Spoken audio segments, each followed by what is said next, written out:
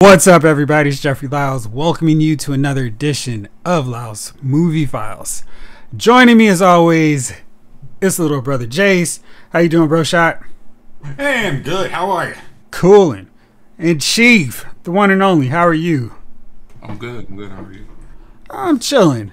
From our earlier conversation, I get the feeling that you are not too great about one thing going on in the Marvel Cinematic Universe.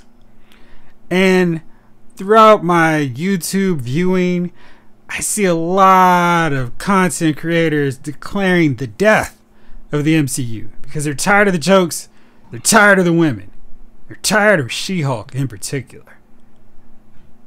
What do you guys think about the latest episode of She-Hulk? Now, tomorrow has another episode coming, but this latest one we saw Jennifer deciding, I need a costume. And Pug going to buy some sneakers.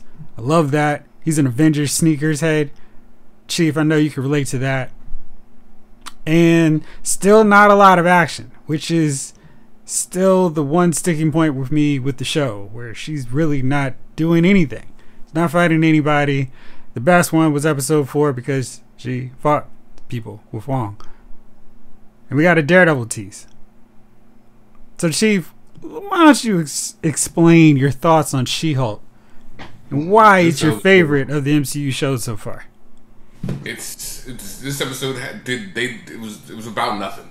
It was almost like a male bashing Friends episode without the comedy. They didn't do anything. It was 47 minutes of just. Nah, man, this show is not that long. It's like 25. Take out the credits. They can't get 40 minutes of show out of this show. Yeah, I don't know, man. The she dated him scene, and then she was embarrassed that she dated him. I went out with these jerks, but it's just rough to watch, man, in any kind of way, man. It didn't lose me that she was like, I can walk down the street with my headphones on at night and not be scared. And I'm like,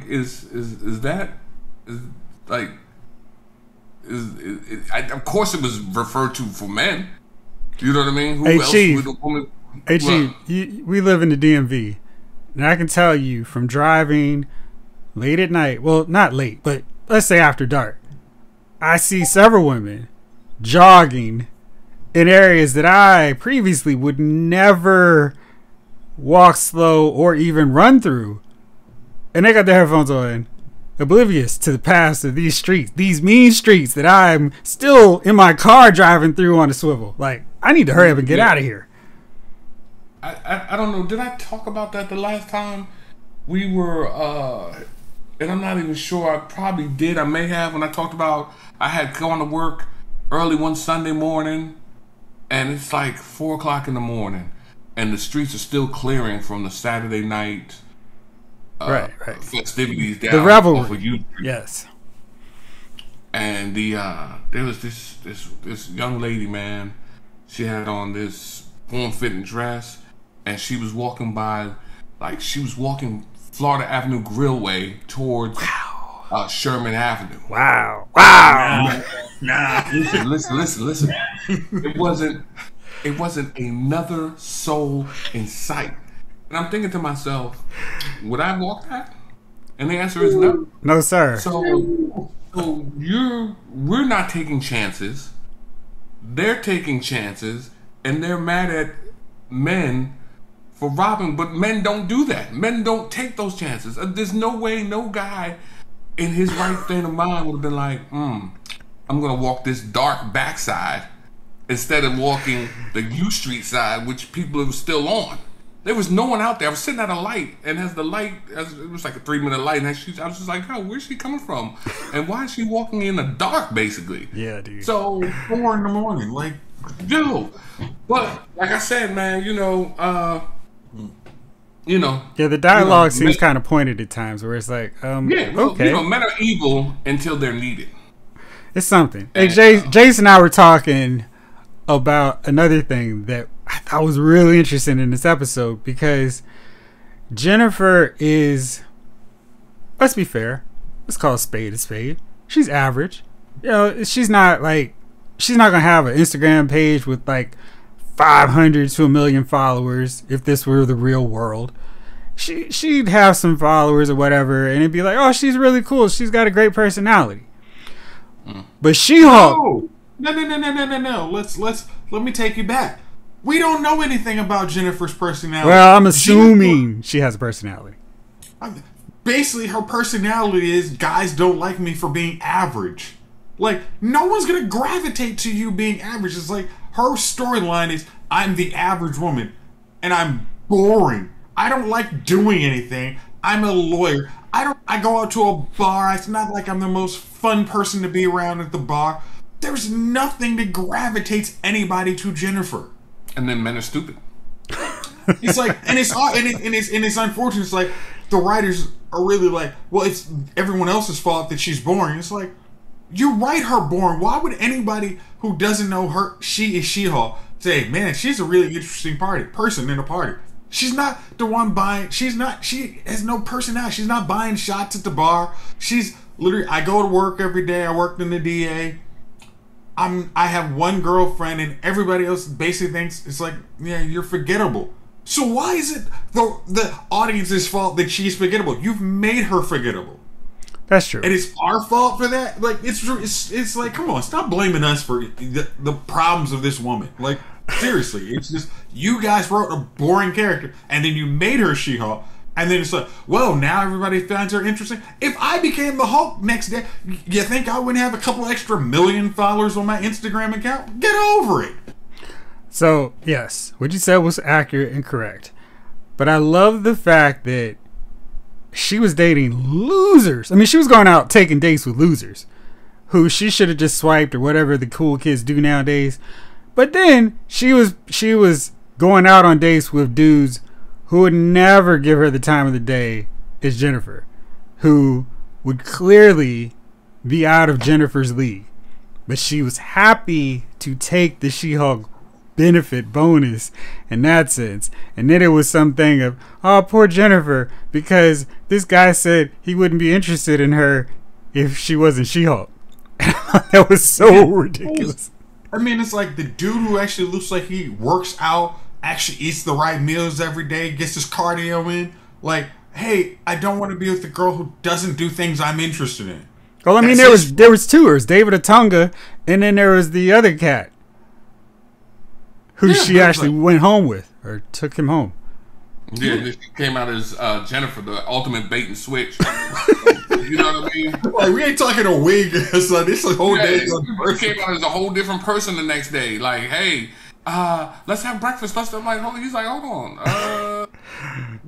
This is not what I did. You know what I mean? So, I mean, listen.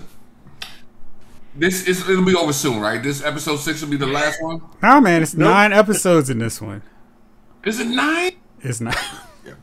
Why did you make it sound like you were sentenced to watch the show? Oh no! Is it really 9? I mean, everything else is 6. Yeah, this is true, but She-Hulk was important, and their episodes are really short. Who was She-Hulk important to? Like. This is what women asked. Did women ask for She-Hulk? I think She-Hulk's a better character than than the show is showing us. I think in the comics she's a great character, and I feel like they have done so much shorthand with her to remove all the cool elements of her as a character on the show. So it's just kind of, we're having to go along with their portrayal as gospel, but those of us who read She-Hulk, back in the day, it's like, well, you guys aren't really doing She-Hulk. She-Hulk is cool. She's fun. She's confident. She's not this, I'm so upset because dudes are not into me and dudes are stupid because I have to work twice as hard as them. It's like, okay, that's fine. That may be the real world. Nobody wants to watch a show where black guys are saying how unfair it is for black people to survive and not get shot and killed. So unfair. So So hold on. And then why does everybody who worked for, except for the one dude we saw today, why is every dude an asshole? Like you know what I mean? Like, but you know, her boss is just a boss. That's just how bosses are. Yeah. But like, okay, like what was it? The guy from the DA's office she used to work with. Yeah. I'm sorry. I have worked at law firms. That behavior cannot stand in 2020. It barely stood in 2020. I mean, I'm sorry. I mean, the aughts. You know, you can't get away with like saying the stuff he did. He'd been fired in 5 minutes. It's like stop shorthanding this crap. I mean, I think that's the biggest problem. It's like, if you want to write a show that's based in real world, then base it in real world. That's not somebody can't go saying that to their female coworkers and not get fired. Like, stop it. Like, if you want to go on real world, give us real world with a superhero twist, which you've actually never given us. You've given us what, 2 fights in 6 episodes? Like, come on, get lost. This is episode 6 coming up. So we have what was that? 40% ratio. I mean, 40% ratio of actually having a fight. And something you mentioned when we were talking before was like, well, I have 2 things. So yeah, I really hated how the show has treated some classic Marvel villains. Now, way more than dudes suck. I am just hating how they portray Titania and the Wrecking Crew on the show. Titania is She-Hulk's Lex Luthor. I don't say Joker, but Two-Face, Riddler, Cheetah, whatever you want to throw in there. Black Manta, Sinestro. But instead, she's a dumb influencer. And it's like, hey, let's make Kim Kardashian She-Hulk's main rival. And she somehow has power, but we've never explained why she has power. Why she just came raging out in the courtroom. She's not in jail. Yeah, it's just so weird. And the whole dynamic is just off. I mean, I thought the whole somebody trademarking She-Hulk was a really funny premise. Like, that was something that could have worked for a random character, not for She-Hulk's main adversary. So I thought that was just incredibly goofy. The Wrecking Crew is a bunch of thugs who fight Thor. They fight the Avengers. And they were, like, dumbed down and look all puny and small and just like, hey, we got some weapons, and they got punked out so fast I forgot that should count as a fight, sorta, kinda.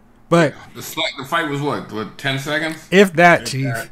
I was like, this is disappointing. I mean, you watch Avengers Earth's Mightiest Heroes, the Wrecking Crew was wrecking Thor, and Thor had to work hard to beat him, and Thor's the most powerful dude out there, and She-Hulk beat them down in like 10 seconds. It was terrible. And then we've got Daredevil teased. He's going to be showing up. And I'm looking forward to that because I like Daredevil. But I'm just kind of wondering what they want to do with this show. Because eventually, She-Hulk is going to have to transition to the big screen. And I can't imagine they're going to have She-Hulk looking at the camera, talking to us while they're fighting Kang. At least I hope not. Let's say it's like we have Deadpool for the breaking the fourth wall, and he's funny. Like they write him. Well, she did that before him. I'm not talking about in the comic book. I'm talking about in TV shows, and to actually have. But that's the first one from us that recently we've seen, and it's like the jokes he actually does are funny.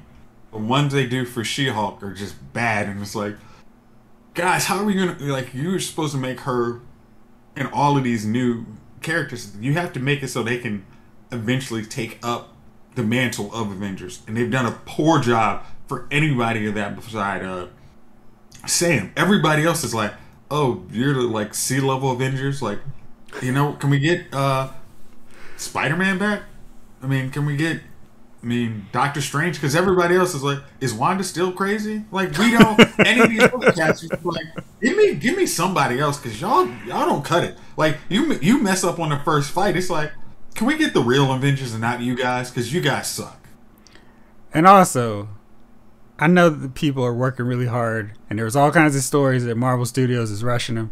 But She-Hulk's CGI looks so bad, so often, and I'm like, the show is about her in this green CGI character. Why does it look like something done in 1999?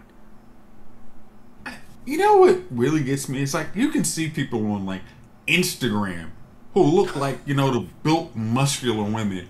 Like, I mean, like hell, if you could use like the ladies from the Amazon from Justice League and just morph them in the camera, and they would look more realistic than the CGI characters. Like, I mean, Lou Ferrigno heck was a better Hulk than what they got. You know, and that was in the '70s, and they got for She-Hulk now, and it's like, guys, this is not good. Like, and you want to transition this character to the big screen? It's like, man, you got to do a whole lot better than this. And then, you know, it's also, I noticed, like, her height changes. It does. So, she's supposed to be almost, like, 7, she's supposed to be in the 7 foot tall. 6'7". A little bit taller than the lawyer. Mm-hmm. So, 6'7" is what they lay in the title screen. You know. Yeah, she flip-flops on that quite often. So, that is... I guess that's the real issue going down right now with She-Hulk. But because you're here, Chief, and because Warner Brothers just won't let us be great with their properties. They just refuse. So, you don't watch Legends of Tomorrow, and nobody does now. It's canceled. So, one of the big deals in the last few seasons was they had to change Matt Ryan's character from Constantine to a dude named Max, I think, because I stopped watching Legends, because of the in development Constantine TV show in the works for HBO Max.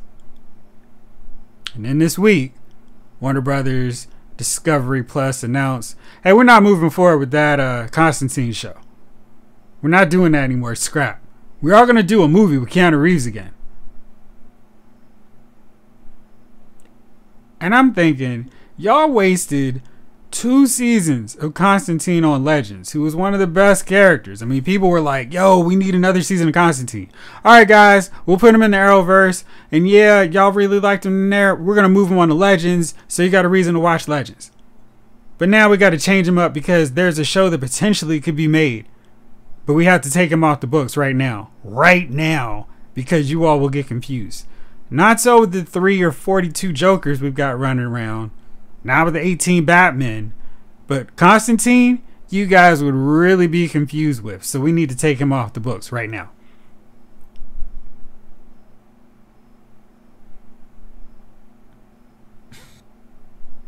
No comment. I mean, yeah. I didn't think that was a mic drop statement or anything.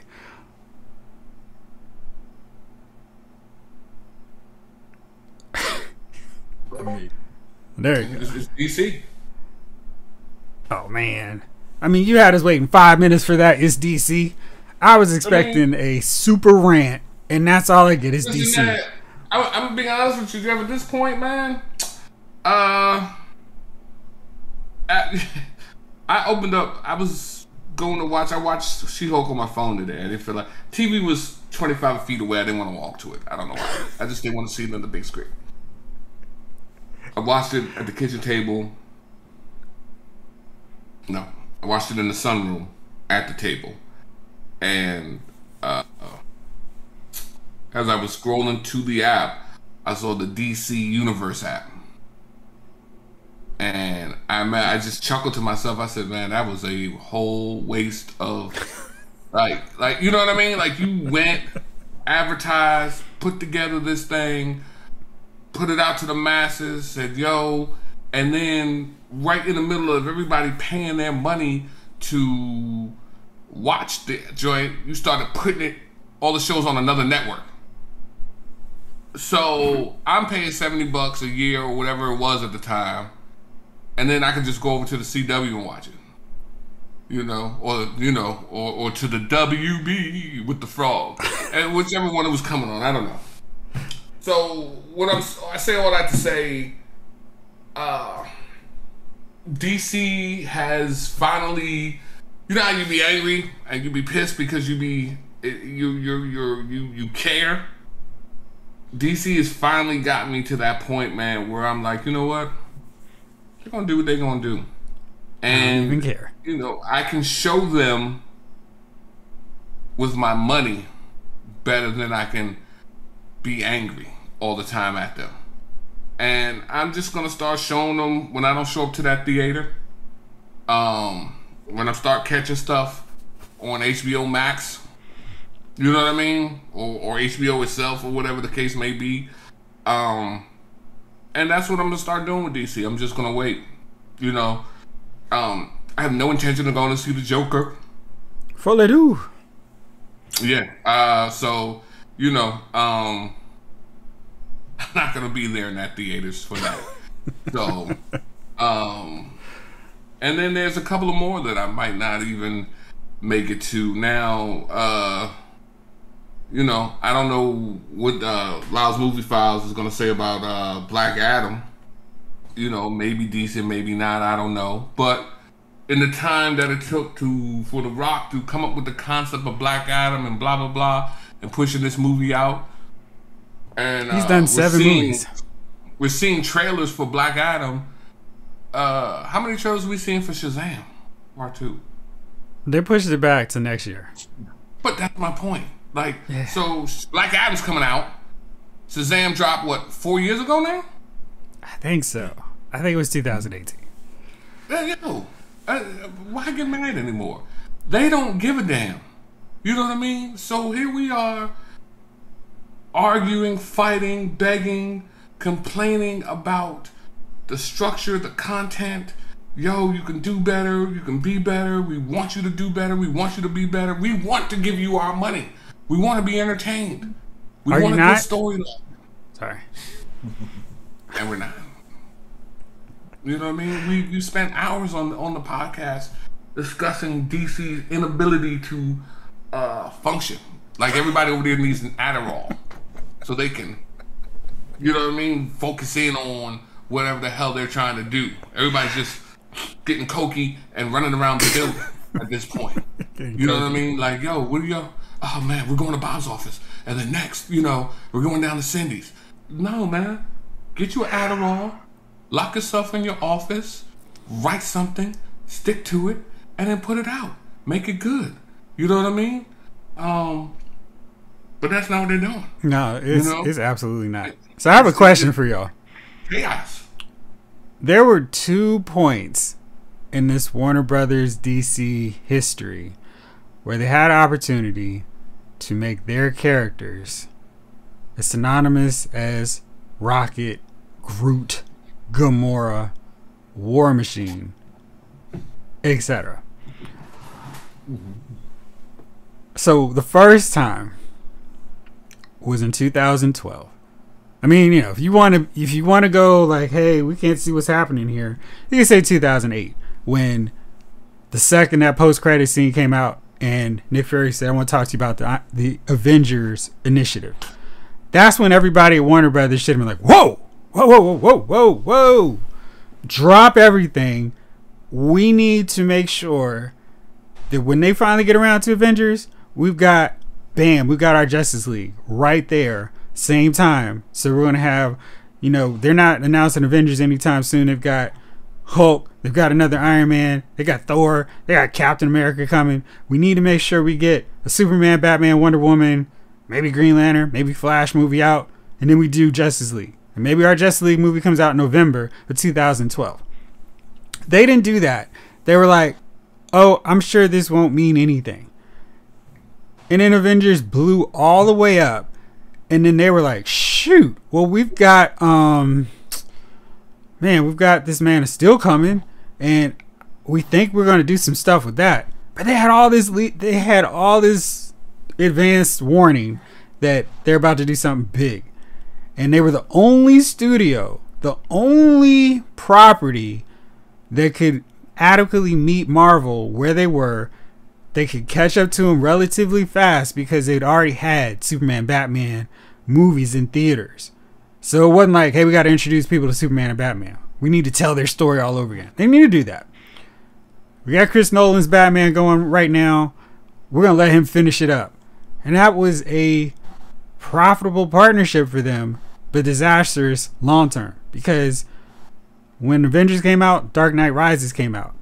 And it was like, what are you guys doing? You needed to have Justice League. Or Even 2013, you need to have Justice League. So they dragged their feet and totally were playing catch up. All right, we got a Superman movie out. Now let's rush and put Superman against Batman. All right, let's hurry up and rush to do Justice League. What are y'all doing? Take your time. Build the universe. Put 10, 15 movies together like Marvel Studios. You don't need to try to cram it all into 4.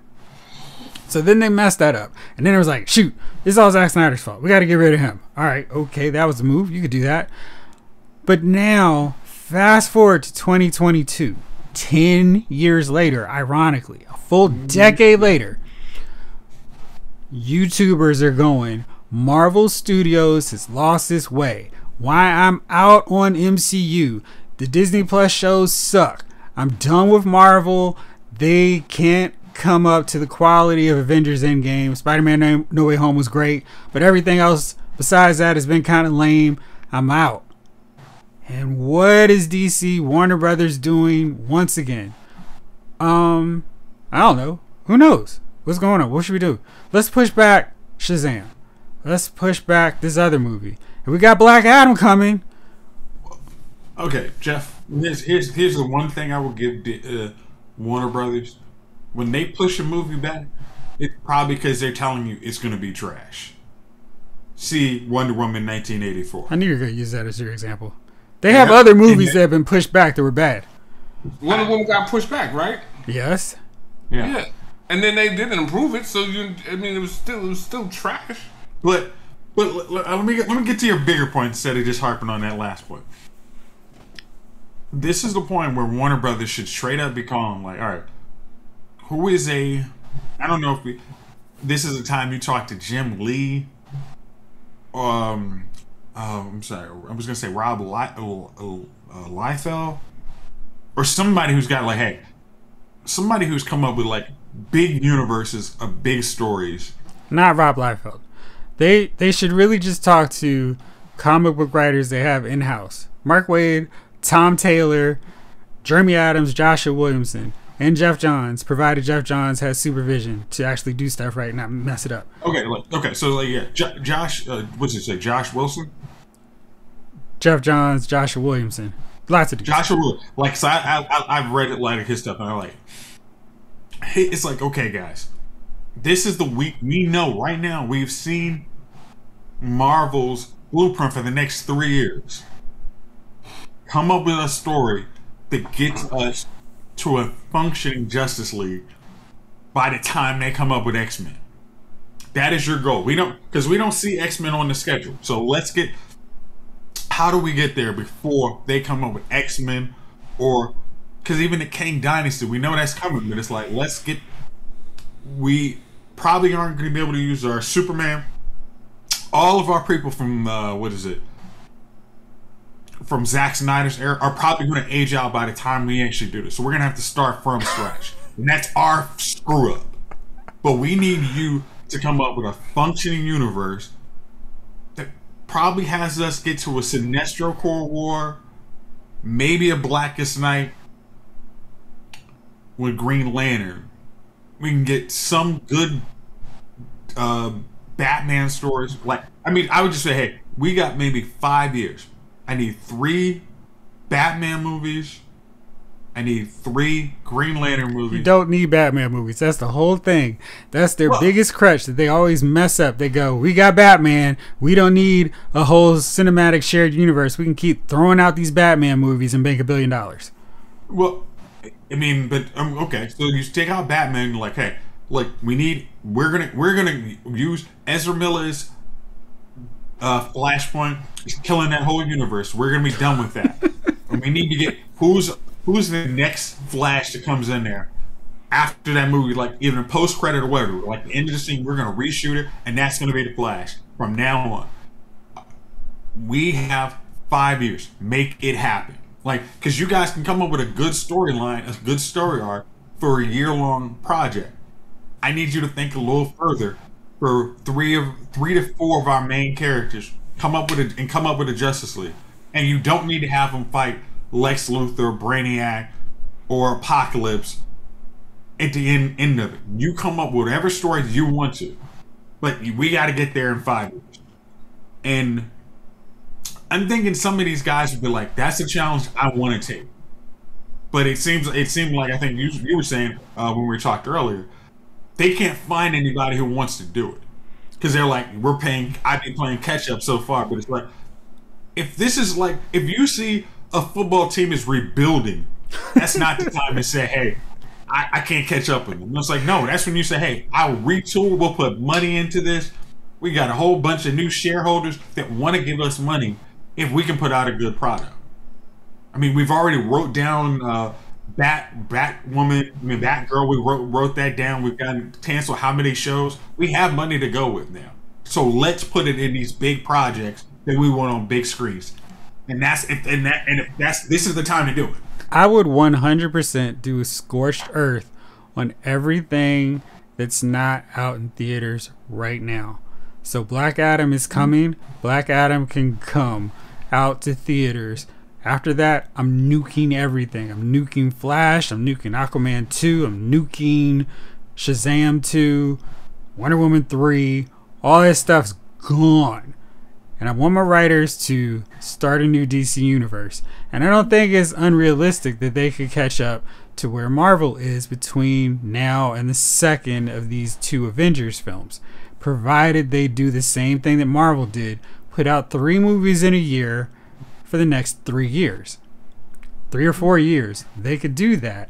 And they could be, as long as they're quality in a shared connected universe, people will be excited. Because people are not as excited about Marvel Studios right now. This is the time, once again, to fix it, make it better, have people talking about DC characters the same way they do Marvel Studio characters. And don't start with Suicide Squad after your Justice League movie. No. I mean, if you want, just use HBO Max as your dumping ground for your DCEU. That's where you put Aquaman 2, what's that? Peacemaker season 2. Put all that stuff there. It's the little bubble universe that nobody cares about, that we don't care about anymore because we've got our own real movie universe that we're doing. And you can actually say, "Hey, all these movies, like you said, we've officially closed the door on everyone who was in the Zack Snyder universe." That means Gal Gadot will not be playing one. No, I'm not even saying that. I'm saying you keep your Gal Gadot, Henry Cavill, if you can beg him to come back, and please no more Ezra Miller, Jason Momoa if he wants back in, Ben Affleck. You bring all those because you just wipe it out. Hey, it's a crisis. Everything that you thought you knew is different. And you just act like, hey, this is the new thing going forward. Same thing they did in Iron Man 2. Listen, it's me. I'm here. Move on with it. Gotcha. Yeah. And we went on. Like, if you use it for a crisis, that's the only way you can bring them back. I think a wipeout of literally saying, "Hey, we're done with this, and we can't have these lingering properties for the next 5 years when we need to actually be rebuilding. Like, we need to act like we're an NBA franchise and wholesale get rid of all our pieces, release them to DC, where Henry Cavill plays somebody in the Marvel universe." Jason Momoa becomes somebody in somewhere else. Like, we're done with this. Like, hey, we are straight up retooling, and that's what they need to do. It's that magical time. Who are your nominees for Dummy of the Week? Bro Shot, let's start with you. All right. I was going to talk about Ms. Haddish. We're saying now she has no more gigs, but this time I'm going to give it to my man from one of my favorite bands, Adam Levine. See, I told you. This guy. Whew. I need you to understand, when you have a blue check mark by your name, don't send DMs. Especially she says she's a up-and-coming model. Definitely don't send her the DMs. No. Because next thing you're going to know is you're going to be on a TikTok where her showing your blue check mark and all the lovely things you said to her flirtatiously while, X amount of your marriage is doing what it is. Right. Is he married? Oh, he's quite married. A former Victoria's Secret model, yeah. So you should also not feel sorry for him. No. I don't feel sorry. I don't understand the cheating. And I don't understand the like, you're a multi-millionaire, right? You know you like to get down. Why get married? You can have the model and you can be single having her. You don't need to get married. That's so crazy to me. I mean, hey, Mr. Bailey, here's $500 million. Listen. So, yeah, that's on him, man. Good luck, Adam. Yeah.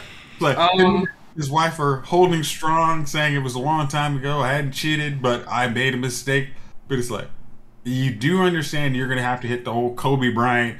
So what diamond you want today, sweetie? Yellow. Listen, but the worst part was when he allegedly told old girl, the mistress or the text mistress, that I want to name the next baby after you. That was. Well, did he get it? Did he even get it? I mean, no.